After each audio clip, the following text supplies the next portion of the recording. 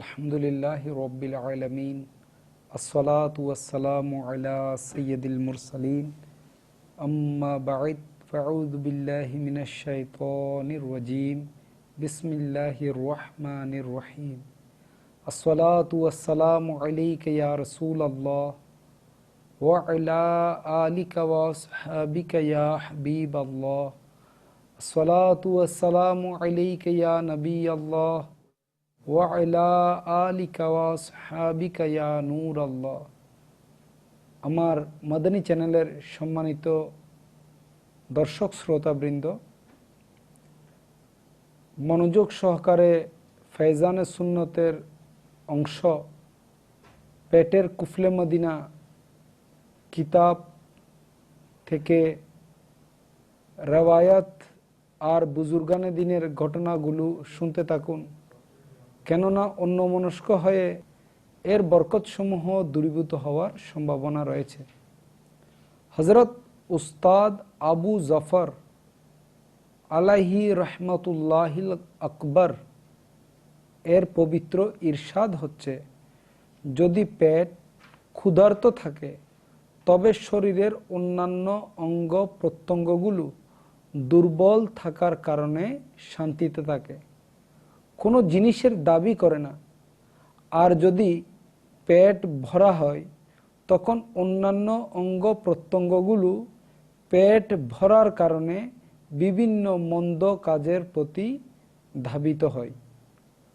হযরতে সৈয়দনা আব্দুল্লাহ ইবনে আব্বাস রাদিয়াল্লাহু তাআলা আনহুমা হতে বর্ণিত, নবী করিম রউফুর রহিম হযরত মুহাম্মদ মুস্তাফা সাল্লাল্লাহু তাআলা আলাইহি ওয়াসাল্লাম ইরশাদ ফরমায়েছেন, আল্লাহ আজ্জা ওয়াজাল এর নিকট তোমাদের মধ্যে সবচেয়ে অধিক পছন্দনীয় ওই বান্দা যে কম আহারকারী ও হালকা পাতলা শরীরের অধিকারী।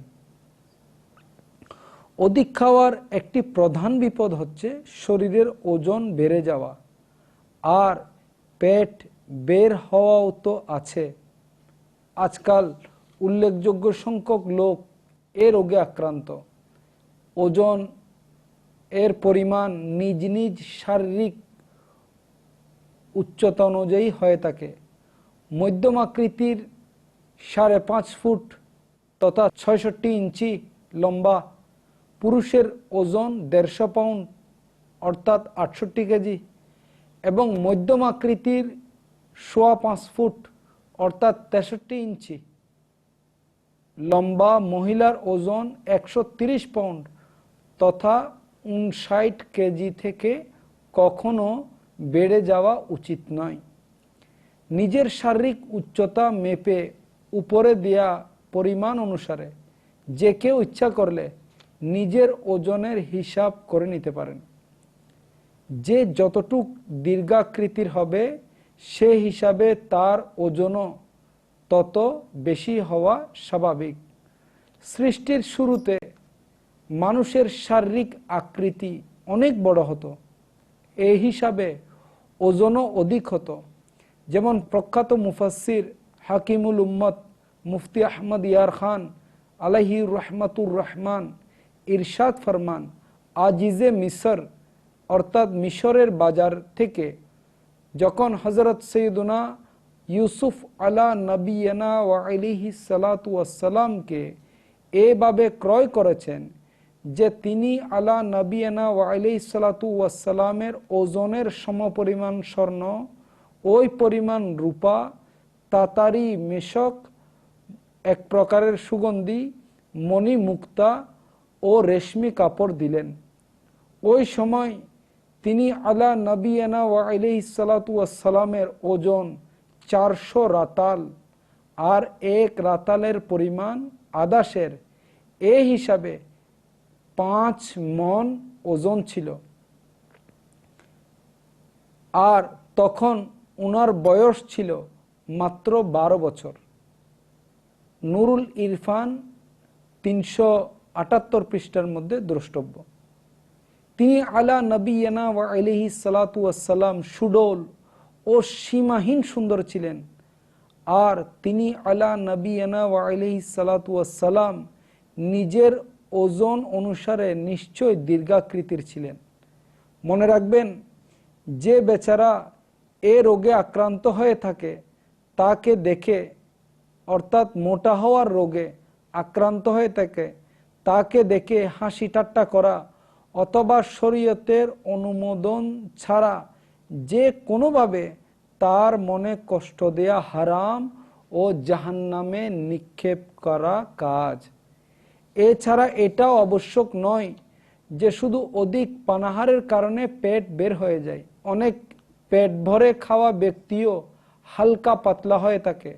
যা হোক, বসে বসে দীর্ঘক্ষণ লেখাপড়া করার কারণে বা অফিসিয়াল কাজ করাতে হাঁটা চলার পরিবর্তে শুধু মোটরসাইকেল বা কার ইত্যাদি যানবাহনের মাধ্যমে সফর করাতে, চার জানু হয়ে বসে খানা খাওয়াতে, চেয়ারে টেবিলে পা লটকিয়ে খানা খাওয়াতে, প্রচণ্ড গরম খাবার খাওয়াতে, শরীরের ওজন প্রায় সময় বাম দিকে রাখাতে, যেমন বসা অবস্থায় অথবা খানা খাওয়া অবস্থায় বাম হাতে মাটিতে ভর দিয়ে দেয়াল ইত্যাদি বাম পার্শ্ব দিয়ে হেলান দেওয়ার অভ্যাস ইত্যাদির কারণেও পেট ও শারীরিক ওজন বাড়তে পারে।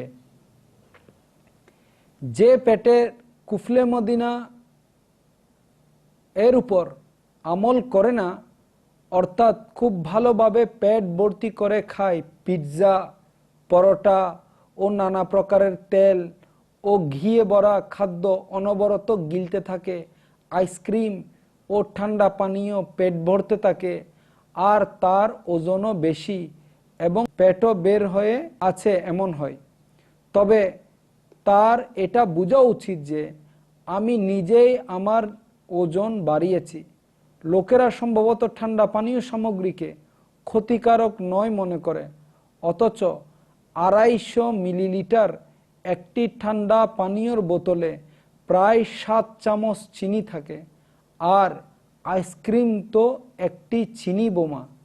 ভারী শরীরধারী ব্যক্তিকে তো ঠান্ডা পানীয়র বোতল আইসক্রিমের দিকে দৃষ্টি দেয়া অনুচিত, কারণ এটা তার জন্য একটি মিষ্ট বিষ। বিশেষত 3টি বস্তু শরীরের ওজন বৃদ্ধি করে। নাম্বার 1 ময়দা, নাম্বার 2 চর্বি জাতীয় খানা, নাম্বার 3 মিষ্টি জাতীয় খানা। আমাদের প্রায় প্রতিটি খাদ্যে এই 3টি বস্তু পাওয়া যায়। মানুষের শরীরের জন্য দৈনন্দিন খাদ্য তালিকায় এগুলো নির্দিষ্ট পরিমাণে হওয়াও আবশ্যক। কারো রক্তে সুগার বেড়ে গেলে যেমন অসুস্থ হয়ে থাকে, আবার যার প্রয়োজনের চেয়ে সুগার কম হয়ে যায় সেও সুস্থ হয়ে থাকে।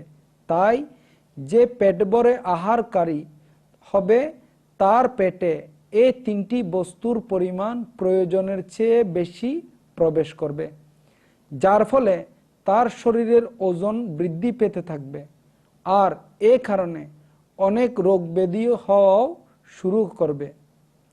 অনেকের কুদরতিভাবে শারীরিক গঠন এরূপ হয়ে থাকে যে তারা যতই আহার করুক না কেন শরীর বৃদ্ধি পায় না, হালকা পাতলাই থেকে যায়। এর মানে নিশ্চয়ই এটা নয় যে তাদের কোনরূপ ক্ষতি সাধন করে না। এসব লোকেরাও অধিক খানা খাওয়াতে পেটের গন্ডগোল ও হৃদরোগ ইত্যাদি হতে পারে। হৃদরোগের কারণে যদিও অধিক খানা খাওয়ার সাথে সম্পৃক্ত, কিন্তু বিভিন্ন চিন্তার কারণেও হৃদরোগ হতে পারে এবং এতে মানুষ হার্ট ফেলও করতে পারে। যদি যৌবনেই ময়দা, চর্বি জাতীয় দ্রব্য ও মিষ্টি জাতীয় বস্তু খাওয়া কমিয়ে দেয়া হয়, তাহলে বেঁচে থাকলে বৃদ্ধ বয়সে তা উপকারে আসতে পারে। অভিধান অনুযায়ী প্রাপ্তবয়স্ক হওয়া থেকে নিয়ে 30 থেকে 40 বৎসর পর্যন্ত মানুষ যুবক অবস্থায়, 30 থেকে 50 বৎসর পর্যন্ত যৌবন ও বৃদ্ধকালের মধ্যবর্তী সময় অর্থাৎ প্রৌঢ় বা মধ্যবয়সী, আর এরপর বৃদ্ধকাল এসে যায়। উত্তম তো এটাই যে একদিনের শিশুর খাদ্যেও সতর্কতা অবলম্বন করা, এছাড়া প্রাপ্তবয়স্ক হতেই খাদ্য অভ্যাস নিয়ন্ত্রণ করার প্রতি মনোযোগ বৃদ্ধি করা। যদি 30 বছর বয়সী হওয়ার পরও যাই হাতের কাছে আসে তাই খেতে শুরু করে, তবে এর প্রতিক্রিয়া নিজেই দেখতে পাবে। আর এখন যতই বয়স বাড়তে থাকবে, রোগ ব্যাধি প্রকট আকার ধারণ করা শুরু করবে। যদি কেউ 50 বছর বয়সী হয়ে যাওয়ার পরও সব কিছু আহার করে, তবে মূলত যেন তিনি বলছেন, আবেল মুজে মার, অর্থাৎ এ ষাঁড় আমায় মারো।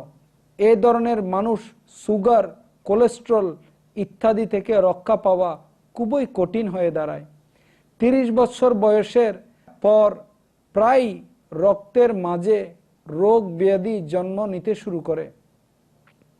সুতরাং 6 মাস অন্তর অন্তর বিভিন্ন ধরনের টেস্ট করানো উত্তম। আর যদি কোনো রোগ পাওয়া যায়, তবে চিকিৎসা করানোর সাথে সাথে প্রতি 1.5 মাস পর পর সেটার টেস্ট করানো উচিত। এটা ভেবে টেস্ট না করানো মারাত্মক ভুল যে কোনো রোগ ধরা পড়লে টেনশন শুরু হবে। এটা মনে রাখবেন যে রোগ ব্যাধির ব্যাপারে উদাসীন হওয়াটা রোগের প্রতিকার নয়। উদাসীনতা ভবিষ্যতে ভীষণ ক্ষতির কারণ হতে পারে। বাকি রইল যে এই বয়সের অনেকেরই আগামী দিনগুলোতে হঠাৎ হার্ট অ্যাটাকই হয়ে যায়। মুখের অর্ধাঙ্গ ও প্যারালাইসিস রোগের অভিযোগও অনেক রয়েছে। আল্লাহ আজ্জা ওয়াজাল আমাদের সকলকে রক্ষা করুন এবং আমাদেরকে যেন পরীক্ষার সম্মুখীন না করেন। আমিন বিজাহিন নবীল আমিন সাল্লাল্লাহু তাআলা আলাইহি ওয়াসাল্লাম।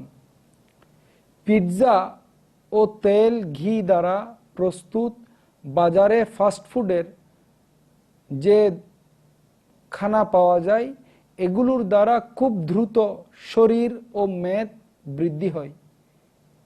এটা স্বাস্থ্যের জন্য সীমাহীন ক্ষতিকারক। বাজারের খাবারসমূহে প্রায় নিম্নমানের ও অনেক দিনের পচা বস্তুও ব্যবহার করা হয়। বিশেষত গ্রীষ্মকালে ফাঙ্গাস নামক জীবাণু বিস্তার লাভ করে, যে কারণে ফুড পয়জনের শিকার হয়ে রোগাক্রান্ত বা মৃত্যুমুখে পতিত হওয়ারও সম্ভাবনা থাকে। আরব আমিরাতের মধ্যে অর্থাৎ মধ্যপ্রাচ্যে যেখানে হোটেলে খানার মান খুবই উন্নত মনে করা হয়, সেখানকার ইংরেজি পত্রিকা এর 2004 সালের 4 আগস্ট সংখ্যার একটি সমালোচনামূলক রিপোর্ট প্রকাশ করা হয়েছে, যাতে সংযুক্ত আরব আমিরাতের রাজধানী আবুধাবির হোটেলে ফাস্টফুড অর্থাৎ তেল ঘি দ্বারা প্রস্তুত করা খাবার, বিশেষত পিৎজা এর ব্যাপারে সীমাহীন নিন্দা করা হয়েছে। পত্রিকার ভাষ্যমতে সারাংশ এই যে আবুধাবির প্রায় হাসপাতাল ও ক্লিনিকে সপ্তাহে 3 থেকে 4 জন রোগী এমনই এসেছে যারা পিৎজা ইত্যাদি খাওয়ার কারণে ফুড পয়জনে আক্রান্ত হচ্ছে। তাদের রোগের মধ্যে বমি, ডায়রিয়া, বদহজম, জ্বর, দুর্বলতা ও বিষণ্ণতা ইত্যাদি রয়েছে। এক ডাক্তার বলেন, আগের সপ্তাহে আমার নিকট 3 জন রোগী এসেছে। তারা প্রত্যেকেই পিৎজা খেয়েছেন। তাদের মধ্যে একজন 2 দিন পর্যন্ত ক্লিনিকে ছিল। এই রিপোর্টে আরও অনেক ডাক্তারের বক্তব্য অন্তর্ভুক্ত ছিল। প্রত্যেকের অভিমতের মূল কথা এটাই ছিল যে বাজারজাতকৃত খাদ্য ও পিৎজা ইত্যাদি খাওয়া মানে রোগ ব্যাধিকে তৎক্ষণাৎ আলিঙ্গন করা। প্রিয় ইসলামী ভাইরা ও আমার মাদানী চ্যানেলের সম্মানিত শ্রোতাবৃন্দ, পিৎজা ও ফাস্টফুড ও ঘিয়ে ভাজা খাবার খাওয়াতে রক্তের মধ্যে কোলেস্টেরলের পরিমাণ বৃদ্ধি পায়। আর কোলেস্টেরলের প্রভাবে রক্তের ক্ষুদ্র ক্ষুদ্র রগগুলো শক্ত ও সংকীর্ণ করে ফেলে, যার কারণে সর্বদা সরাসরি হৃৎপিণ্ডের ক্ষতি সাধিত হওয়ার আশঙ্কা থাকে। যদি রোগীর সাথে সুগারও থাকে এবং তিনি যদি ধূমপানেও অভ্যস্ত হন, তবে স্ট্রোক হওয়ার আরও অধিক আশঙ্কা থাকে। সুতরাং শারীরিক সুস্থতার জন্য নির্ভেজাল ও টাটকা খাবার আর ওজনের সাদৃশ বজায় রাখা অত্যন্ত জরুরি, কারণ এতে মেদ বৃদ্ধি ও অপ্রয়োজনীয় কোলেস্টেরল আয়ত্তে রাখা সহজ হয়। আলহামদুলিল্লাহ আজ্জা ওয়াজাল তাবলীগে কোরআন ও সুন্নতের বিশ্বব্যাপী অরাজনৈতিক দ্বীনি সংগঠন দাওয়াত ইসলামীর মাদানী পরিবেশে অসংখ্য সুন্নত শিক্ষা অর্জন ও শিক্ষা প্রদান করা হয়। দাওয়াত ইসলামীর সাপ্তাহিক ইজতেমা আপনার এলাকায় যেখানে অনুষ্ঠিত হয় সেখানে সারা রাত অতিবাহিত করার মাদানী অনুরোধ রইল। আশিকানে রসুলদের সাথে সুন্নত শিকার জন্য মাদানী কাফলা সময়ে সফর এবং প্রতিদিন ফিকরে মদিনার মাধ্যমে মাদানী নিয়ামতের রিসালা পূরণ করে নিজ জিম্মাদারের নিকট জমা করানোর অভ্যেস গড়ে তুলুন। ইনশাআল্লাহ আজ্জা ওয়াজাল এর বরকতে গুনাহের প্রতি ঘৃণা, সুন্নতের অনুসরণ ও ঈমান হেফাজতের মন মানসিকতা বৃদ্ধি পাবে। আমাদের প্রত্যেক ইসলামী ভাইয়ের এই মন মানসিকতা হওয়া চাই যে আমাকে নিজের এবং সারা দুনিয়ার মানুষের সংশোধনের চেষ্টা করতে হবে ইনশাআল্লাহ আজ্জা ওয়াজাল। নিজের সংশোধনের জন্য মাদানী নিয়ামতের উপর আমল এবং সারা দুনিয়ার মানুষের সংশোধনের জন্য মাদানী কাফলায় সফর করতে হবে। আল্লাহ করম ऐसा करे तुझ पे जहां में ए दावती इस्लामी तेरी धूम मची हो। आमीन बिजाहिन नबील आमीन सल्लल्लाहु तआला अलैहि वसल्लम। सल्लु अलल हबीब सल्लल्लाहु तआला अला मुहम्मद सल्लल्लाहु तआला अलैहि वसल्लम।